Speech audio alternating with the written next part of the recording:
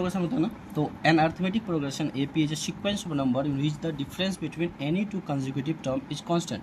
मतलब दो नंबर के बीच जो है डिफरेंस क्या होगा, बिल्कुल तरह से कांस्टेंट होगा, है ना। जैसे कि मान लो अगर तुमको हम समझाएं तो एक अगर पहला है, मान लो कॉमन डिफरेंस दो है, तो एक के बाद क्या होगा, एक और दो तीन, तीन और दो पाँच, पाँच दो सात, इस तरह से एक सीक्वेंस में जब नंबर चलते हैं तो इसको हम बोलते हैं अर्थमेटिक प्रोग्रेशन। तो पहला टर्म अगर हम जनरल फॉर्म में जाएं तो पहला टर्म को ए को पहला टर्म है, इसको हम बोलते हैं फर्स्ट टर्म बोलते हैं, और सेकेंड डी जो है उसका कॉमन डिफरेंस होता है।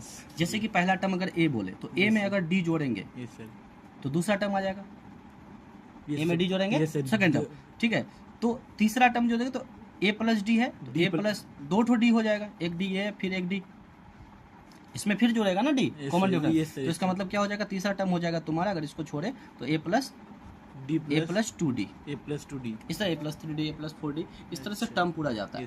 और टोटल टर्म जो होता है इसमें, टोटल टर्म है ना, उसको हम किससे इंडिकेट करते हैं, एन से इंडिकेट करते हैं टोटल टर्म। मतलब तो टोटल टर्म कैसे, जैसे मतलब कि जैसे एक सीक्वेंस है, जैसे 1 5 7 ऐसे, मतलब कि अगर मान लो कि तुम दो का डिफरेंस मिल जा रहा है, एक जैसे या ए प्लस डी है और ए प्लस टू डी, तो ये हो गया total term, one term and two term. देखो एक टर्म, दो टर्म, तीन टर्म, तीन टर्म हुआ ना इसमें, तो टोटल टर्म हुआ, टोटल ऐसे कि 1 2 3 4 कई टर्म है उसमें, उस एपी में, है ना, उस अर्थमेटिक प्रोग्रेशन, तो एन देते हैं। अब जैसे कभी पहले जो तुमको निकालने दिया जाता है वो जनरल फॉर्मूला इसका ये है कि जैसे कि तुमको कभी निकालने दिया जाएगा कि टोटल कितने टर्म है, टोटल कितने टर्म है, ठीक है, टोटल कितने टर्म होंगे, या फिर लास्ट टर्म क्या होगा, फर्स्ट टर्म क्या होगा, तो ये सब चीजें निकालने देता है। तो लास्ट टर्म को हम ए, लास्ट टर्म जो है, लास्ट टर्म क्या होगा, तो लास्ट टर्म को हम लिखते हैं, अब जैसे ऐसे चलते जा रहा है ना, तो लास्ट टर्म को हम लिखते हैं ए एन, या फिर आगे बढ़ोगे तो तुमको समझ में आएगा कि उसको एल से भी लिखते हैं लास्ट टर्म को एल से। हाँ, अब देखो एक सीक्वेंस है, मान लो कि यहाँ पे 2 दे रहा है, ठीक है, सुनो ध्यान से मेरी बात।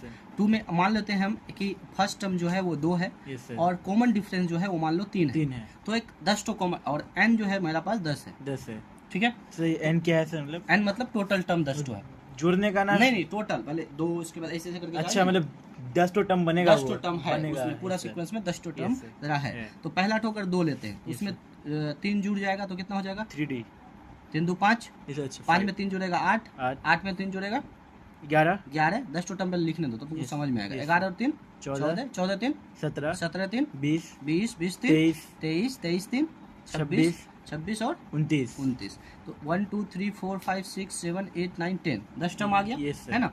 तो इस तरह से अब देखो तुमको क्या है कि अब इससे तुमको 10 टर्म लिखना पड़ा। अब जब 50 टर्म होगा तो 50 टर्म तुमको लिखना इतना जरूरी तो है नहीं। तो हमको जो है एक फॉर्मूला है जिससे हम लास्ट टर्म डायरेक्ट निकाल सकते हैं। कहेगा कि पहला टर्म हम 2 से स्टार्ट कर रहे हैं और मान लो 3 का कॉमन डिफरेंस ले रहे हैं, तो 10वां टर्म क्या होगा, सिंपल चीज है, ठीक है। तो ए एन बराबर होता है ए प्लस एन -1 इंटू डी। हम लोग को सर ए दिया हुआ रहेगा, ए अगर दिया हुआ रहे, एन दिया हुआ रहे, डी दिया हुआ रहे, मतलब तुमको बोलेगा कि फर्स्ट टर्म, या फिर इसमें से ये दिया हुआ रहे तो फिर उल्टा करके तो हम निकाल सकते हैं, अभी बताएंगे। पहले ये समझो कि अगर फर्स्ट टर्म है 2 और डिफरेंस, कॉमन डिफरेंस है 3 उसके बीच में, और टोटल टर्म है 10, है ना, तो तुमको बोलेगा 10वां टर्म क्या होगा। अभी तो हम लिखे वो प्रूव करने के लिए, बट हम लिखेंगे कहाँ इतना, तो हम डायरेक्ट फॉर्मूला होता है कि हम लास्ट टर्म निकाल सकते हैं, बिना फॉर्मूला लगा तो लिख सकते हैं, लिख के होगा आंसर। लिख के अब तुमको तो बोलेगा 52 टर्म, तो 52 तक लिखोगे, नंबर देगा मुझे उसका, नहीं देगा नंबर, नंबर क्या देगा। देखो जैसे कि एग्जाम में जाओगे 1 नंबर का पूछेगा, अब 1 नंबर के लिए तुम 52 टर्म लिखोगे तब आंसर निकालोगे मल्टीपल में, नहीं होगा ना, तो तुम्हारा फॉर्मूला है इसके लिए। तो हम लास्ट टर्म कैसे निकालते हैं, तो ए एन बराबर, मान लो ए कितना है मेरा 2 प्लस एन कितना है मेरा 10 टर्म है, तो टोटल 10 -1 इंटू डी कितना है 3। तो देखो 2 प्लस 10 -1 कितना होता है 9 इंटू 3, तो क्या होगा 2 प्लस 9 3 जा 27, बराबर कितना हो गया 29। देखो लास्ट टर्म ऑटोमेटिक निकल गया मेरा, लिखना जरूरत पड़ा नहीं पड़ा, तो इसलिए तो लिखे कि तुम लास्ट टर्म ऐसे निकालते हैं कि ए एन से हम क्या होते हैं लास्ट टर्म निकालते हैं कि लास्ट टर्म क्या होगा। अच्छा ये ए एन इक्वल टू हम लास्ट टर्म, लास्ट टर्म निकालने का फॉर्मूला ए एन बराबर होता है ए प्लस एन -1 इंटू डी। ए क्या होता है फर्स्ट टर्म, ए क्या होता है फर्स्ट टर्म, डी क्या होता है कॉमन डिफरेंस, ये दोनों के बीच में कितना डिफरेंस चल रहा है, जैसे 3 का डिफरेंस चल रहा है वो निकाल सकते हो आप, है ना। और एन जो है, एन क्या होता है टोटल टर्म कितना है, टोटल कई ठो है, और ए एन क्या होता है, तो ए एन तुम्हारा होता है लास्ट टर्म, है ना। ये चीजें हैं, समझ में आया अर्थमेटिक प्रोग्रेशन यहाँ, ठीक है।